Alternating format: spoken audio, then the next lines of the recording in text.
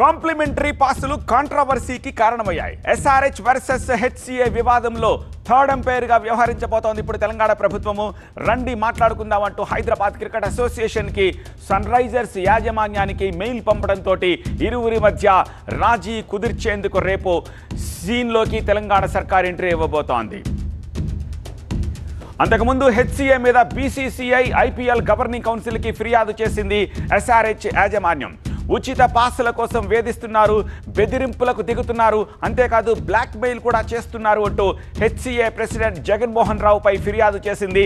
Tickets విషయంలో ఇలానే వేధింపులకు గురి చేస్తే హైదరాబాద్ విడిచిపెట్టేసి మరో రాష్ట్రానికి మరో గ్రౌండ్ని హోమ్ గ్రౌండ్గా ఎంచుకుంటామంటూ ఆగ్రహం వ్యక్తం చేసింది. దీంతో తెలంగాణ ప్రభుత్వం కూడా ఇష్యూని సీరియస్గా తీసుకుంది. హైదరాబాద్ ఇమేజ్ను దెబ్బతీసే ప్రయత్నాలు ఎవరు చేసినా సరే ఊరుకునే ప్రసక్తి లేదంటూ ముఖ్యమంత్రి రేవంత్ రెడ్డి ఏకంగా విజిలెన్స్ ఎంక్వైరీ. అభి చిన్న కన్ఫ్యూజన్, ఫ్లాట్ కొనాలా సైట్ కొనాలా? కన్ఫ్యూజన్ ఎందుకు, ఒక రియల్ ఎస్టేట్ ఎక్స్పర్ట్ తో మాట్లాడు. ఎలా? బాస్ వాలా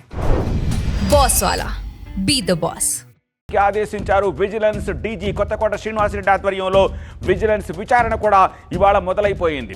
ఉప్పల్ స్టేడియానికి వెళ్లిన అధికారులు హెచ్సిఏ సెక్రటరీపై ప్రశ్నల వర్షం కురిపించారు.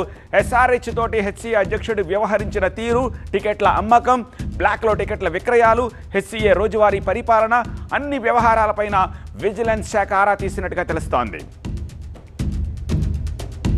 ఈ ఎంక్వైరీ ఇలా నడుస్తూ ఉండగానే బిగ్ అప్డేట్ వచ్చింది. చర్చించుకుందాం రండి అంటూ హెచ్సిఏకి ఎస్ఆర్హెచ్ మెయిల్ పెట్టింది. మధ్యవర్తిగా తెలంగాణ ప్రభుత్వం వ్యవహరించనుంది. రేపు ఇరు వర్గాలను కూర్చోబెట్టి మాట్లాడనుంది తెలంగాణ ప్రభుత్వం.